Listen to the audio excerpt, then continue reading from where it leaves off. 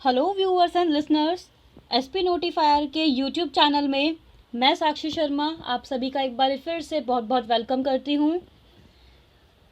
तो दोस्तों, आज जो हम आप लोगों के लिए वीडियो लेकर आए हैं उसमें हम आपके साथ बात करने वाले हैं हाल ही में सुप्रीम कोर्ट की साइड से महिलाओं के फेवर में एक बहुत बड़ा डिसीज़न जो है वो सुनाया गया है। तो वो डिसीज़न क्या है? पिता की संपत्ति में बेटी का अधिकार। इसका क्या मतलब है कि अब बेटियों को भी पिता की जो पैतृक संपत्ति होती है उसमें अधिकार मिल चुका है। भले ही हिंदू उत्तराधिकार अधिनियम जो है 2005 उसके लागू होने से पहले ही ये जो कॉरपोरेशन है वो डेड हो चुका था, लेकिन हिंदू महिलाएं जो हैं उनको अपने पिता की प्रॉपर्टी में अब भाई के बराबर ही हिस्सा मिलेगा। तो उसी के लिए सुप्रीम कोर्ट ने ये जो बड़ा फैसला है वो सुना दिया है। उसी से रिलेटेड जो भी इम्पोर्टेंट फैक्ट्स हैं हम आज के वीडियो में आपके साथ डिस्कस करने वाले हैं। तो चलिए, हमारी जो ये वीडियो है जिसमें हम पिता की संपत्ति में बेटी का अधिकार, इससे रिलेटेड जो इम्पोर्टेंट फैक्ट्स हैं उनको देख लेते हैं। आपने अगर अभी तक एसपी नोटिफायर के यूट्यूब चैनल को सब्सक्राइब नहीं किया है या आप अगर हमारे चैनल पर नए हैं तो जल्दी से हमारे चैनल को सब्सक्राइब कर लीजिए और साथ ही साथ बेल आइकन पर भी प्रेस कर लीजिएगा। तो चलिए शुरू करते हैं। पिता की संपत्ति में बेटी का अधिकार, ये जो फैसला सुप्रीम कोर्ट की तरफ से हाल ही में सुनाया गया है, इस फैसले का मतलब वास्तव में क्या है? तो ये जो फैसला है इसमें यह है कि हिंदू महिलाओं को अपने पिता की प्रॉपर्टी में भाई के बराबर ही हिस्सा मिलेगा। यानी कि सुप्रीम कोर्ट ने हिंदू अविभाजित परिवार यानी कि HUF जो होते हैं उसमें बेटियों के जो पैतृक संपत्ति, जो पिता की संपत्ति होती है, उस पर हक का जो ये कानून है उससे रिलेटेड जितने भी मैनेजमेंट है उनको क्लियर करते हुए ये फैसला सुनाया है। और अदालत ने ये कहा है कि बेटियों को कानून में मिले संपत्ति के हक से अब वंचित नहीं किया जा सकता है। आपको मैं एक बात बता दूं कि 2005 में हिंदू उत्तराधिकार कानून जो है 1956 उसमें संशोधन किया गया था और उसके तहत ये रखा गया था कि पैतृक संपत्ति में बेटियों को भी बराबर का हिस्सा दिया जाएगा, ऐसी बात कही गई थी। तो उसमें जो एक कानूनी वारिस यानी कि लीगल हायर होने के नाते संपत्ति पर बेटी का बेटे के जितना ही हक होगा, इसका शादी से कोई लेना देना नहीं होगा। तो इसका मतलब ये होगा कि अपने हिस्से की जो प्रॉपर्टी है उस पर बेटी अपना दावा कर सकती है। यानी कि 2005 में हिंदू उत्तराधिकार कानून जो था जिसमें कि 1956 में संशोधन हुआ था, वो ये था कि 2005 में ये कानून बना था कि बेटा और बेटी दोनों को अपने पिता की संपत्ति में समान अधिकार प्राप्त होगा। जैसे कि अब सुप्रीम कोर्ट ने ये नया फैसला सुनाया है तो उसी के अकॉर्डिंग अगर हम पहले की बात करें तो पहले जो नियम था वो क्या था? पहले क्या था नियम? उसमें था कि जब पिता 9 सितंबर 2005 को जिंदा रहे हो, हिंदू सेक्शन एक्ट 1956 के अकॉर्डिंग, तो उसमें साल 2005 में संशोधन जो हुआ था उसमें यह था कि बेटियों को पैतृक संपत्ति में समान हिस्सा पाने का कानून अधिकारी दिया गया है। इसका मतलब ये है कि हिंदू सेक्शन एक्ट जो है 1956 उसमें ईयर अगर हम 2005 की बात करें तो उसमें जो संशोधन हुआ था उसमें बेटियों को पैतृक संपत्ति जो थी उसमें इक्वली उनको पार्टीशन मिलेगा, ये कानूनी अधिकार दिया गया था।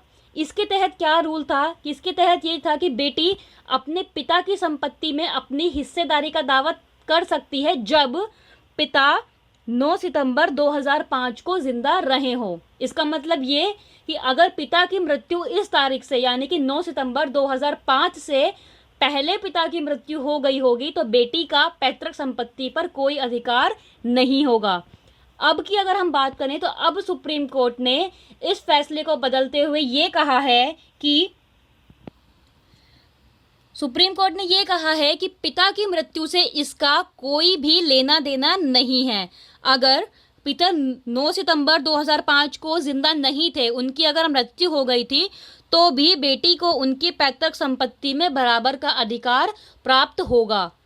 पहले रूल था कि अगर 9 सितंबर 2005 को पिता की मृत्यु हो गई होगी तो बेटी को पैतृक संपत्ति में कोई अधिकार, कोई हिस्सा नहीं मिलेगा। लेकिन अब जो फैसला है उसमें यह है कि 9 सितंबर 2005 को पिता जिंदा रहे हों या ना रहे हों, उसके बावजूद भी बेटी जो है वो उसको पैतृक संपत्ति में हिस्सा मिलेगा, यानी कि वो भी हम वारिस होने का अधिकार उससे कोई भी नहीं छीन सकता है।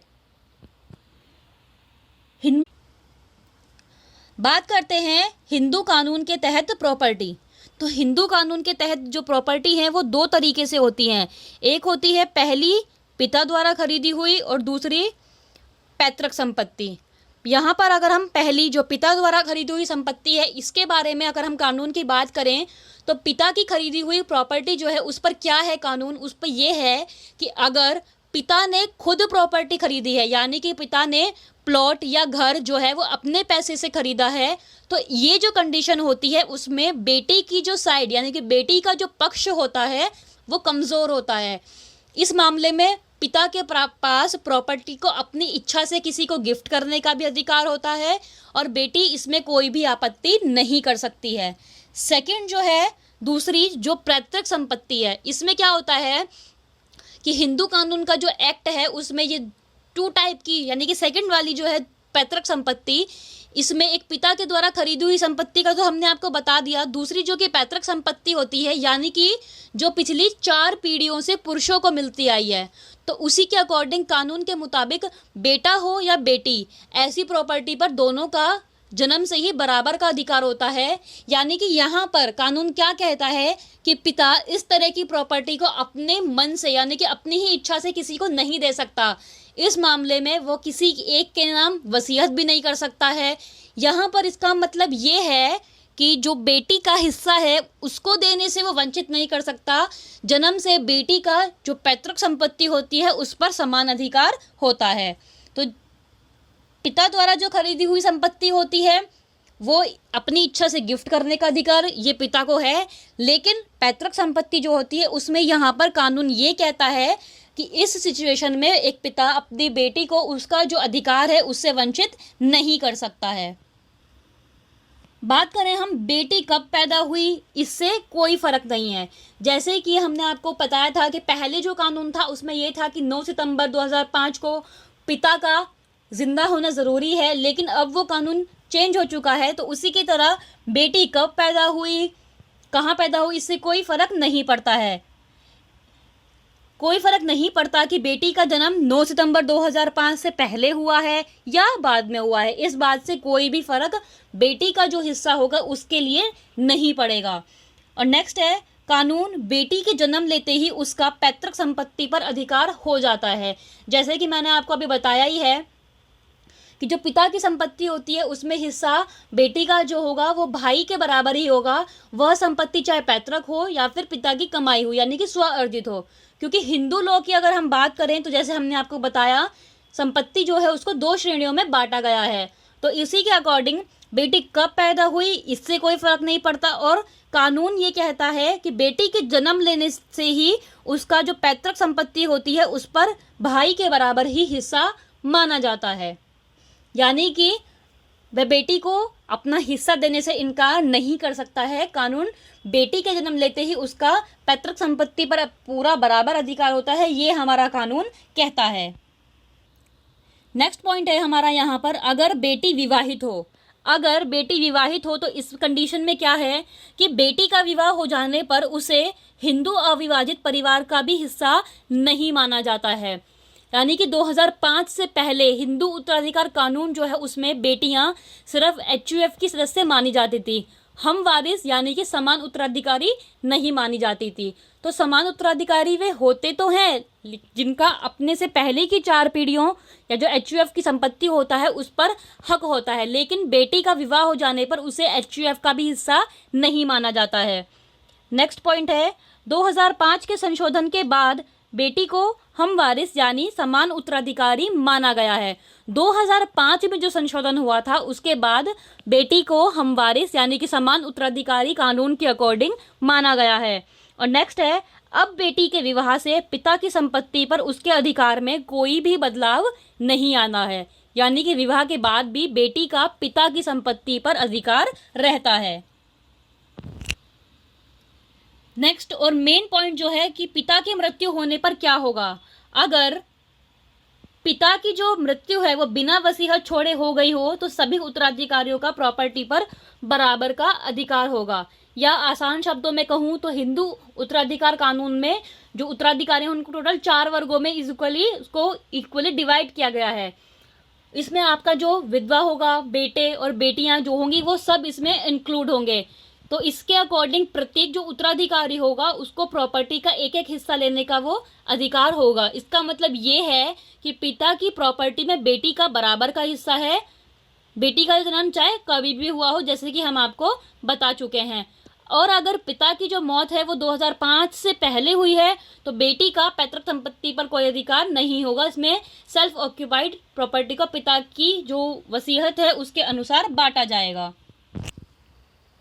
ये तो हुए इम्पॉर्टेंट फैक्ट्स जो कि हमारा ये नया कानून जिसमें संशोधन हुआ है या सुप्रीम कोर्ट की अकॉर्डिंग हम कह लें डिक्लेरेशन न्यू हुआ है उसके इम्पॉर्टेंट पॉइंट्स। अब अगर हम बात करें ये जो नया कानून आया है इसके पक्ष में, तो इसके पक्ष में कुछ हमारे पॉइंट्स इस तरीके से बनेंगे कि फर्स्ट होगा हमारा बदलती सोच, यानी कि बदलती सोच का ये प्रतीक होगा। क्योंकि ये जो फैसला है ये जब आया तो उसके बाद सोशल मीडिया में बहुत सारी इस पर अपनी अपनी रिएक्शन दिए गए। किसी ने इसके सम्मान से, यानी कि बेटी का इसमें सम्मान होगा, इससे जोड़ा, तो किसी ने इसको बराबर का अधिकार माना है। तो ओवरऑल अगर हम बात करें तो हर किसी ने तहे दिल से ये जो कानून है इसको अपनाया है, जो ये दर्शाता है कि अब की अगर हम बात करें तो लोगों की सोच में काफ़ी चेंजेस आ रहे हैं। नेक्स्ट है समाज की ताकत। ये जो कानून है वो समाज की ताकत दिखाता हुआ एक निर्णय है, क्योंकि बहुत सी जो ये फैसला आने के बाद बहुत सी जो फीमेल पर्सन है उन्होंने ये कहा है कि इस फैसले को खुशी से स्वीकार किया जाना चाहिए, क्योंकि ये जो फैसला है ये हमारे परिवार और समाज की ताकत दिखाता है कि समय के अनुसार हमें भी बदलना आता है। नेक्स्ट है बराबरी का अधिकार, क्योंकि एट प्रेजेंट टाइम की अगर हम बात करें तो आज का जो समय है उसमें बेटा हो या बेटी हो सभी को एक ही तराजू में तोला जाता है। कोई भी अब किसी से कम या किसी से ज़्यादा नहीं आंक सकते। तो उसी के लिए जिस तरीके से हम ओवरऑल जो हमारी चीज़ें होती हैं उसमें इक्वली अपना नज़रिया रखते हैं, तो उसी के अकॉर्डिंग ये कानून के पक्ष में बराबरी का अधिकार कहा गया है। और लास्ट है समय के अनुसार परिवर्तन। ये तो आप और हम सभी जानते हैं कि हमारा जो डेली का रूटीन लाइफ कह लीजिए या लाइफ सर्कल जो है उसमें समय के अनुसार परिवर्तन आता ही है। तो उसी के नियमों के अनुसार अपनी ज़िंदगी को बदलने की कैपेसिटी भी हम रखते हैं। तो उसी के लिए ये जो कानून है हमारा बराबरी का अधिकार और समय के अनुसार परिवर्तन के लिए एक बहुत ही अच्छा उदाहरण है। सो फ्रेंड्स, आज की वीडियो में इतना ही। आई होप आपको ये वीडियो हमारी पसंद आई है। If you like this video then like, comment and share this video and also subscribe our YouTube channel SP Notifier। और आप कमेंट सेक्शन में ज़रूर बताइएगा कि ये जो नया फैसला आया है उसके आप पक्ष में हैं या अगर आप इसके विपक्ष में भी हैं तो आपका पॉइंट ऑफ व्यू क्या है। Till then, thank you so much, be safe.